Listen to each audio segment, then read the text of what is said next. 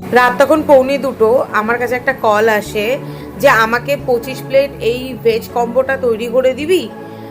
আমার কিন্তু কাল সকালবেলা 8টায় লাগবে, কারণ আমার শোরুম ওপেনিং আছে। প্রথম প্রথম খুব ভয় লাগছিল, কারণ আমি তো এত জনের খাবারের কোনো কিছু প্রিপারেশন রাখি না, ইভেন আমার কাছে পনিরও ছিল না।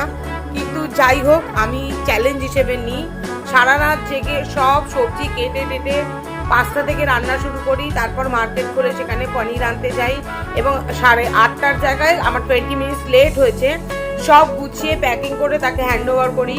আজকে একটা দিন খুব চ্যালেঞ্জিং ছিল, রাত জেগেছি, কষ্ট হয়েছে কিনা আমি বলতে পারবো না, কিন্তু এত ভালো লেগেছে, আমার নিজেকে এত ভালো লেগেছে যে আমি পারি, স্মল বাইটস পারে। তাই তোমরা সবাই এরকমভাবেই আমাদের সাপোর্ট করো, আমাদের সাথে থেকো। তোমাদের যে কোনো অনুষ্ঠান, যে কোনো কিছুতে আমাদেরকে একটা সুযোগ দিও, আর এইভাবেই সাথে থেকো, এইভাবে ব্লেস করো।